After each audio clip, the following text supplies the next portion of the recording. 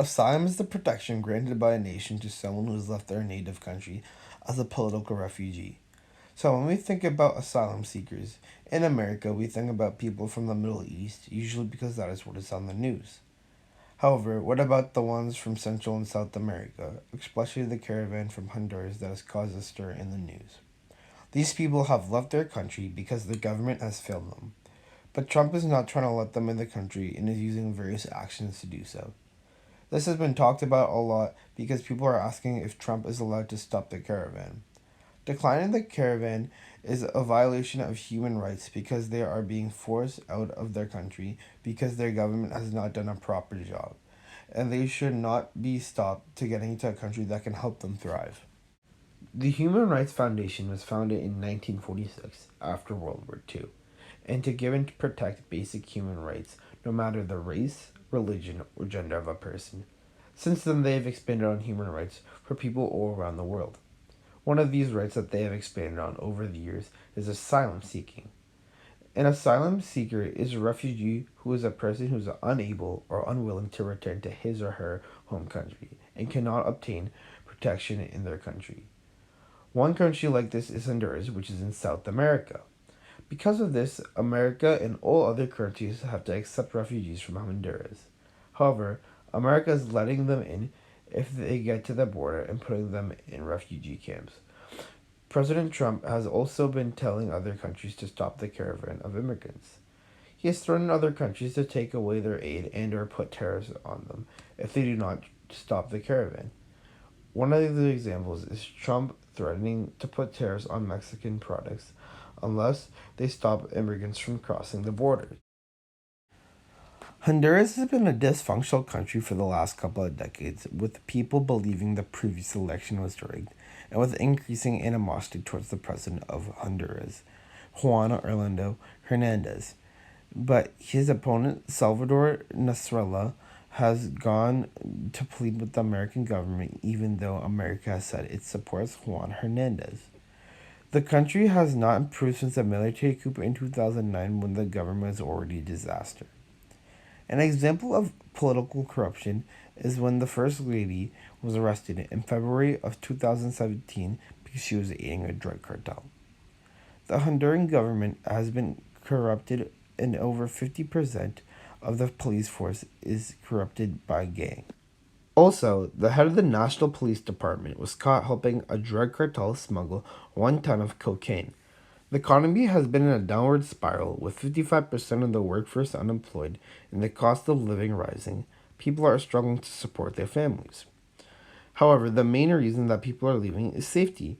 Before the election, Honduras had one of the highest homicide rates in the world, at 90.4 murders per 100,000 people.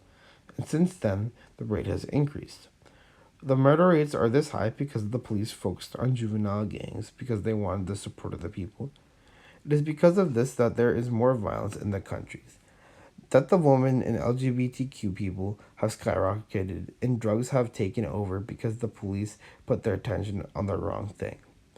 Now that drugs are starting to come north, mainly cocaine, affecting numerous countries including America. Also, the amount of prisoners in jails have increased because they have targeted youth gangs. Even with this, gangs have become the norm in rural areas because the kids have nowhere else to go after they get out of jail. The Honduran immigrants who are trying to come to America have a tough time.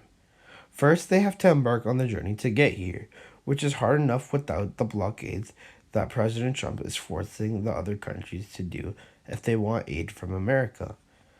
So then they have to change their route, which is more dangerous. Then there are kidnappers from gangs who try to take them to hold them for ransom. If they get past all these obstacles, then they get to the US border, where they can turn themselves in or try to cross illegally. If they try to cross illegally, there's always a chance of them being caught and getting deported or getting put in jail. However, if they do not choose to do this, then they will get detained and put in a camp and wait for trial. There are two main asylums you can plead for in America: affirmative and defensive. Affirmative is when a person is forced out of their country, and defensive is when they get rejected but in affirmative by court and then they have a second opportunity to become a citizen. If they win the case, then they can apply for citizenship through immigration services. This process is hard and it takes multiple years, but there are still struggles because there has been decreasing sentiment towards immigrants since Trump has taken over in office. What I would do to fix the situation is find a good and capable leader to run for the next election and then have the UN overlook the election. Then I would have the UN show support for this candidate so they would win because the Honduran citizens already don't trust the president. Then, in the rest of the government and other powerful positions, have people that are skilled and trustworthy. Then I would have the military and police force get rid of cartel so that there would be less drugs and that would also be safer because there would be less violence. The biggest and hardest problem would be to fix the economy because it would take the longest to do so. This is because the value of the currency that Honduras uses, Lempira, is already worth so little, so you can't flush more money into the economy to fix the situation. So, what you would have to do is to make more jobs. Other things you could do is to lower interest rates and increase wages.